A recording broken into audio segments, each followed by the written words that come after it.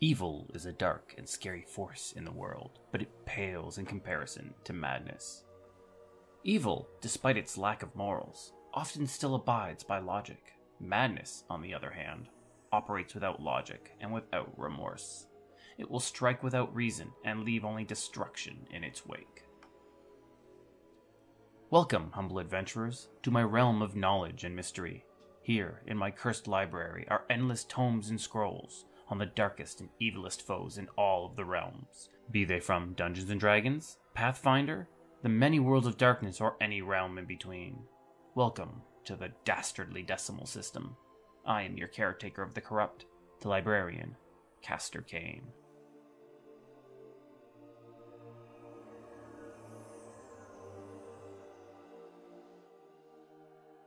I have just finished compiling the notes, journals, and police reports that span over 50 years.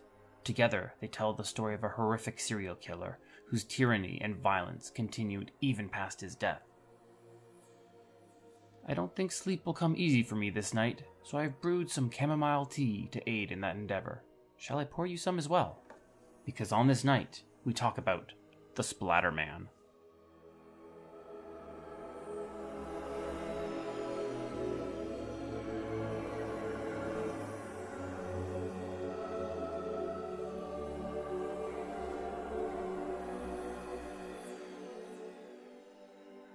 In the world of Golarion, in the city of Caliphas, lies the famous Quarterfoe Archives. For those who are unfamiliar, this is an academy for young nobles, a study for powerful spellcasters, and the home to the royal collection of artifacts and documents.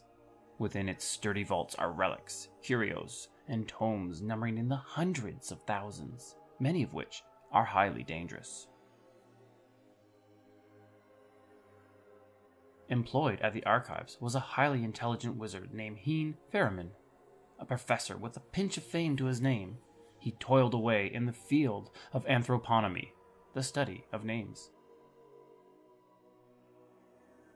In my own studies, I have learned that names are powerful things. In the world of magic and power, a true name could be used to summon anything from a devil to an archon, and then could be used to control it. Deep within the Quarterfoe Archives lay thousands upon thousands of names, and within its most secure areas were the most dangerous of them. Professor Splatterman spent countless hours in the very depths of the Quarterfoe Archives. During one of his studies, the wizard accidentally summoned a succubus.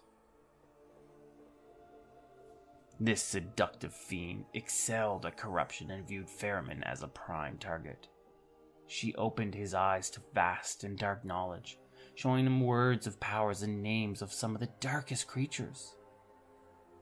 The problem with opening a dark tome and studying its contents is that the reader tiptoes along a rickety bridge that hangs precariously over the darkness. One wrong step, and the reader falls into the darkness and is consumed by its corruption. Professor Splatterman was a man eager for knowledge, but not for caution. He fell off the bridge and nosedived directly into the darkness. Thus began the career of the Splatterman.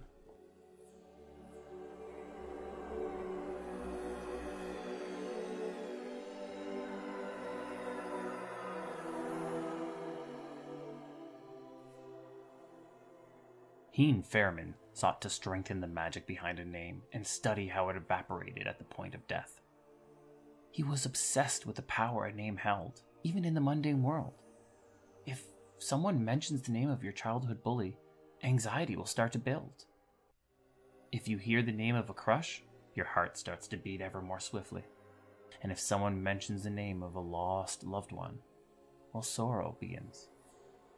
Splatterman explored this phenomenon and began to combine it with magic. His goal was to learn how to terrify and control the masses using this very effect.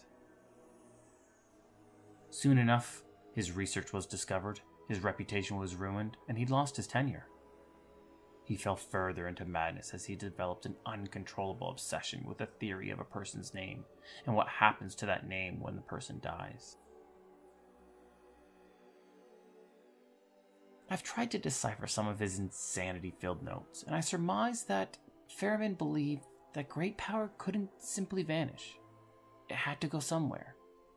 So if he heightened the emotion around the name, it would heighten the power behind it, and when that person died, he could consume its vast power for himself.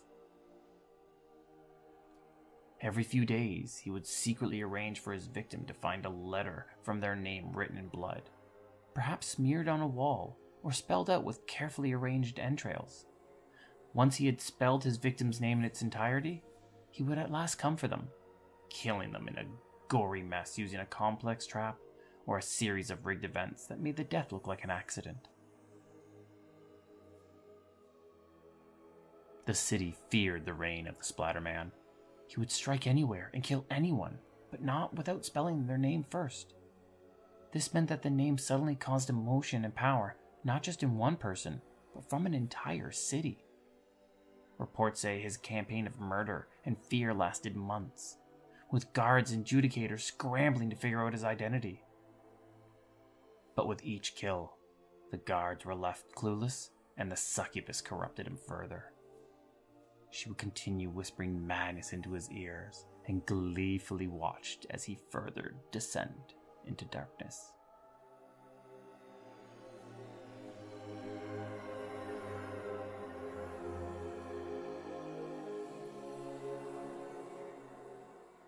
Journals from the accompanying guards spoke of how when Fairman was arrested, he was shipped to Harrowstone Prison.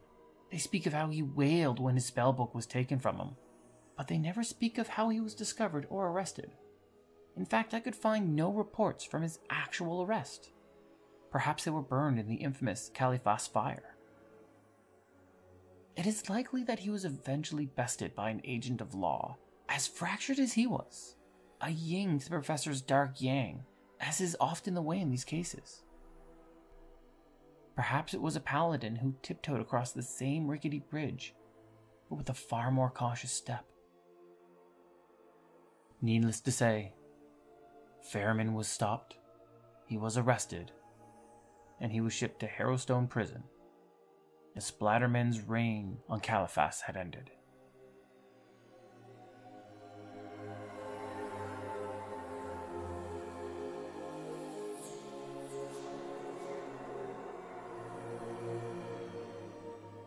Ravengrow is a city whose claim to fame is its prison, the Harrowstone Prison. It is a building so secure that the town would collect the worst prisoners from the surrounding villages and store them there. The Splatterman was stored inside a cell block known as the Nevermore. He was imprisoned alongside notorious criminals such as the Lopper, the Mosswater Marauder, the Piper of Illmarsh, and Father Charlatan. The keeper of this prison was Warden Lyvar Hawkran, a man of duty, honor, and held his oath above all else. Nothing was more important to him than this job, save for one thing: supper with his wife. He never missed that.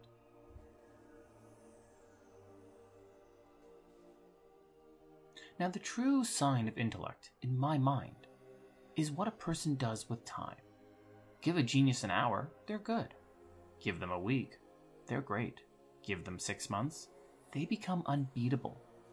When given enough time, they can accomplish anything. Professor Fairman was a highly intellectual man.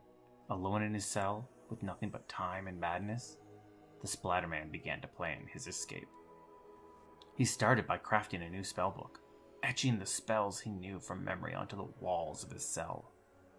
Then, he began to manipulate the minds of the guards, and even the colossally strong Lopper.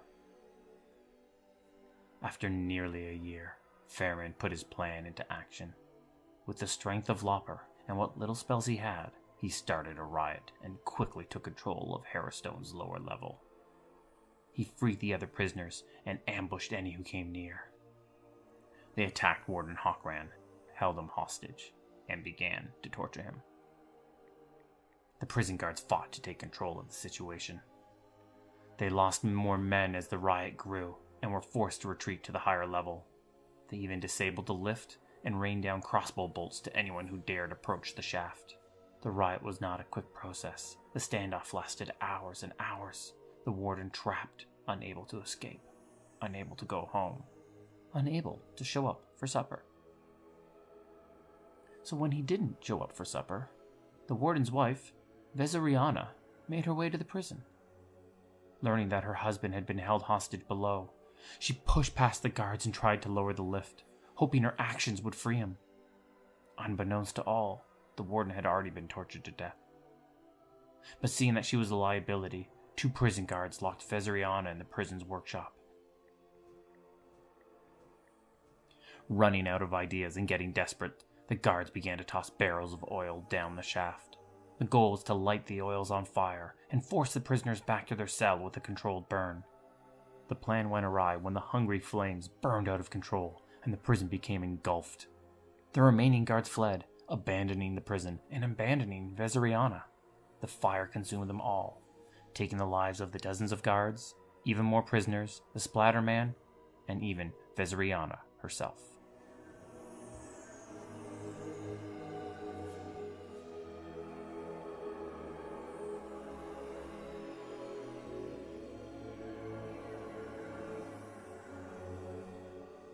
The passage of time has this weird ability to take tragedies and turn them into jokes. 50 years had passed since the Great Fire. The prison was now a set of burnt ruins that housed hundreds of rats. And the memories of the 5 worst killers? They'd become little more than songs sung by children as they skipped rope. Put her body on the bed, take a knife and lop her head, watch the blood come out the pipe, feed the sturge so nice and ripe, drops of red so sparkly bright, Splatter spells her name just right, with a hammer killed his wife, now he wants to claim your life, tricksy father tells a lie, listen close or you will die. I don't think I'm alone when I say children terrify me. To the citizens of Ravengo, the Harrowstone ruins were empty, but this couldn't be further from the truth. Great evil has a habit of never fully vanishing. It always seems to linger. The 5 killers that died that day were now ghosts, trapped in the ruins by the lingering spirit of Warden Hawkran. The warden's oath was absolute. If there was a job to be done, not even death would prevent him from seeing it through. All this changed, however, when the Whispering Way arrived in Ravengo. The world of Golarion is plagued by the Whispering Way, a cult of madness set on turning all life into an undead existence. They captured Hawkran's ghost and brought down the magical barrier that trapped the prisoners inside. The 5 killers tried to leave. Something was still keeping them trapped inside. Yet despite this, the reach of their powers began to grow. Filled with glee and madness, the ghost of Professor Fairman set out to bring a new reign of terror with the return of the Splatterman. He started first by controlling the rats of the ruins and sending them into the town, assaulting the nearby houses. Then he attacked the minds of Gibbs Heffinus, an elderly ex-soldier, and used him as a puppet to paint letters on the wall.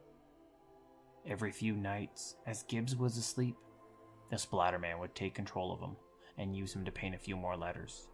First a V, then an E, and then an S. Weeks passed and more bloody letters appear, revealing the name of the Splatterman's next target, Vezeriana Hawkran.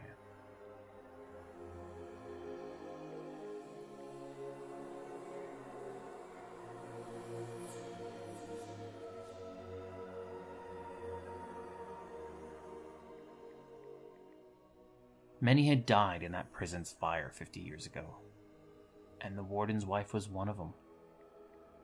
She was trapped in the workshop, slamming on the door to be free as the hungry flames consumed her. Burned alive, she was desperate to see her husband. She wasn't leaving without him, so much like her husband, she too became a ghost. But when the Whispering Way took her husband, hoping to free the 5 deadly ghosts, they did not realize that Vezeriana was there as well. Using what little power she had, she kept her husband's barrier intact, knowing if she fell, that all 5 of the horrors and the dozens of lesser ghosts that resided in there would be freed to wreak havoc. It would destroy what little honor was left in her husband's name. With no options left, the citizens of Ravengo did what most villages did in time of need. They sought out heroes. Racing against a ticking clock, these heroes fought through the ruins of the prison. They slayed any ghost they came across, fell the 4 killers, and even stumbled across the cursed remains of Professor Ferriman's body and his spellbook. When the final battle against the Splatterman occurred, the ghost unleashed a torrent of deadly spells at the heroes. Ghostly missiles, forged with arcane energy, hammered against the foes as he summoned even more undead to fight alongside of him. The Splatterman easily countered any spells from the heroes, locking down their magic in the process. In a bid of desperation, the heroes produced the cursed spellbook and watched as the Splatterman screeched. The ghostly wizard was desperate to be reunited with it after 50+ years. Seeing the connection, the heroes began to rip pages from the book, discovering that with each page removed, the Splatterman lost the ability to cast that spell. With each page destroyed, the Splatterman's attacks became more desperate and dangerous. No longer was he holding anything back. He produced the most vile spells known and launched them at the party. The heroes struggled to stay up, knowing if they fell, so would Ravengo. But as the last page of the spellbook was destroyed, the Splatterman became little more than a mundane ghost. He eventually fell, ending the threat against both Vezeriana and Ravengo.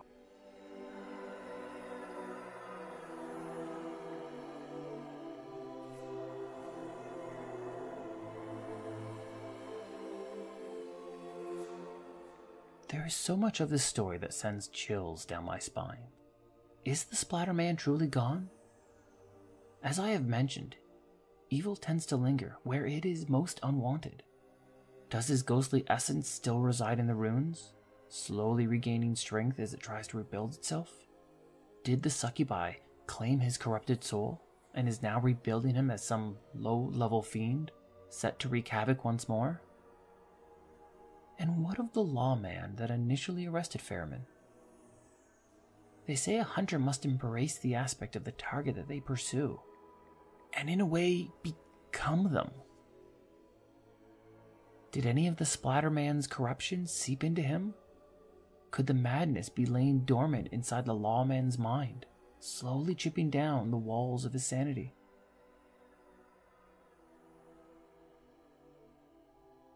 But the aspect of this story that frightens me the most is the parallels to my own life. Professor Heen Ferriman found madness and corruption by studying the events of the past.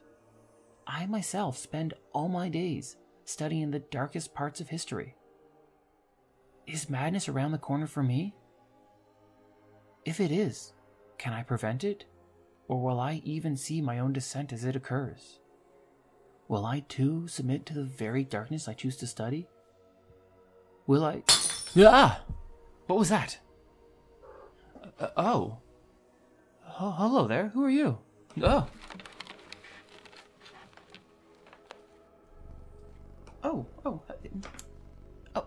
I don't know how you got in here, little kitty, but you look like you could use some milk. So if you excuse me, adventurer, I need to tend to my surprise little guest here. Thank you, though, for joining me in my library. Join me again for more stories and lore about the darkest villains from the darkest realms. This has been the Dastardly Decimal System, and once again, I am your librarian, Castor Cain.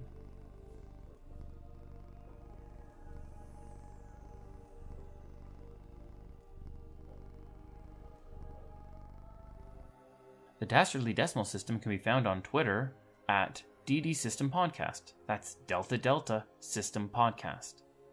This podcast was produced by Midnight Reading Audio, a division of Midnight Reading Publishing. The voice of Castor Cain is Larry Gent. Hi. The music was Land of the Dead by Kevin MacLeod, Incompetech. It is licensed under the Creative Commons. All purring sound effects belong to my cat, Zid. All mewing sound effects belong to my cat, Vash. This is going to go straight to their heads. Thank you for joining us and have a wonderful, wonderful evening.